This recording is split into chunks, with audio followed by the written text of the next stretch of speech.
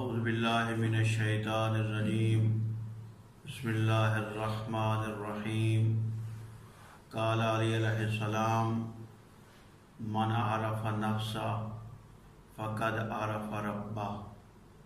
नाज़रीन किराम, आपके सामने हज़रत अली अलैहिस्सलाम का फ़रमान अक़दस पढ़ने का शर्फ़ हासिल किया। मौला फरमा रहे हैं कि जिस बंदे ने अपने नफ्स को पहचान लिया उसने अपने रब को पहचान लिया। यानी जिस बंदे को अपने नफ्स की, अपने आप की मार्फत हो गई, गोया कि उसको अपने रब की मार्फत हो गई। नाज़रीन किराम, हमने वो दरूद शुरू किए थे जो हज़रत इमाम जाफ़र सादिक़ अलैहिस्सलाम ने अपने शागिर्द जनाब मुफज़्ज़ल को दिए थे। वो तौहीद का 10 दरूस थे। मुफज़्ज़ल की एक दहरिया और मुल्हिद से बहस होती है जो खुदा के वजूद के कैल नहीं थे। वो कहते थे कि ये कायनात खुद ब खुद पैदा हो गई है, इसका कोई बनाने वाला नहीं है। तो मुफज़्ज़ल आके इमाम जाफ़र सादिक़ अलैहिस्सलाम को बताता है तो मौला उसको इंसान की खिलकत से पैदा होने वाली मसलहतें और हिकमतों का इब्तिदा करते हैं। मौला फरमाते हैं मुफज़्ज़ल देखो कि अल्लाह ने इंसान को कैसे पैदा किया और इंसान की पैदाइश में, इंसान की खिलकत में जो हिकमतें और मसलहतें हैं, जो तदबीरें हैं, इनसे पता चलता है कि कोई खालिक है, कोई मालिक है, कोई मुदब्बिर है, कोई हकीम है।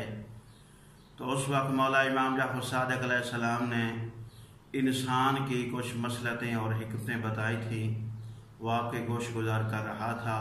उनमें से एक मौला ये फरमाते हैं क्या मुफज़्ज़ल, जब बच्चा पैदा होता है, वो इस दुनिया में आता है तो वो रोता क्यों है? इसके रोने की वजह क्या है? इसके अंदर अल्लाह ने क्या हिकमत और क्या मसलहत रखी है?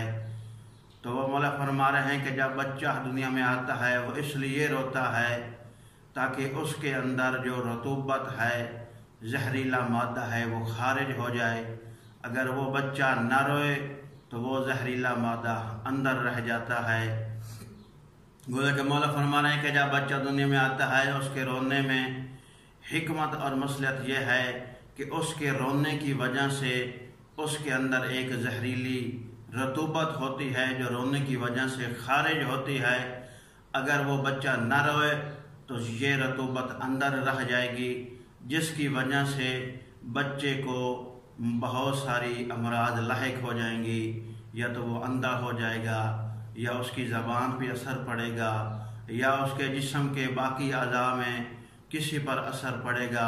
तो अल्लाह ने इसमें ये मसलहत रखी है कि जब बच्चा रोता है तो उसके रोने की वजह से वो रतूबत खारिज हो जाती है। जब बच्चा बड़ा होता है, जवान बन जाता है, तो उस वक्त उसको कोई मर्ज़ लाहिक नहीं होती, वो इस मर्ज़ से बच जाता है। फिर मौला ने एक और हिकमत बताई कि बच्चा जब छोटा होता है तो उस वक्त उसके मुँह से राल बहती रहती है।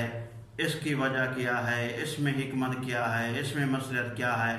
मौला फरमाते हैं कि बच्चे की जो रतूबत जारी रहती है, ये राल बच्चे को जारी रहती है, इसके ज़रिए से अल्लाह ऐसी रतूबत खारिज करता है। अगर वो उसके जिस्म में रह जाए, बाकी रहे, तो उसको बहुत सारी अमराज लाहिक हो सकती हैं। वो दीवाना हो सकता है, बड़ा होकर उसको जल्दी दिल अटैक हो सकता है, या उसके दीगर आज़ा माजूर हो सकते हैं। तो बच्चे की ये जो राल बहती है, इसमें हिकमत यह है कि इसके अंदर की जो जहरीली रतूबत है वो खारिज होती है। अगर ये खारिज न हो तो बड़ा होकर इसको बहुत सारी अमराज लाहिक हो जाएं। तो फिर मौला फरमाते हैं मुफज़्ज़ल देख अल्लाह ने कैसी हिकमत और मसलहत रखी है। रोने में भी हिकमत है और ये जो राल बहती रहती है इसमें भी हिकमत है। तो ये हिकमत किसी मुदब्बिर हकीम की वजह से है और वो खालिक वाजिबुल वजूद है जिसने हम सब को पैदा किया है। ये किसी बग़ैर खालिक, बग़ैर पैदा करने वाले, बग़ैर हकीम के नहीं हो गई। इनका कोई खालिक और मालिक और पैदा करने वाला है, और वो वहदहु ला शरीक अल्लाह है जिसने इस पूरी कायनात को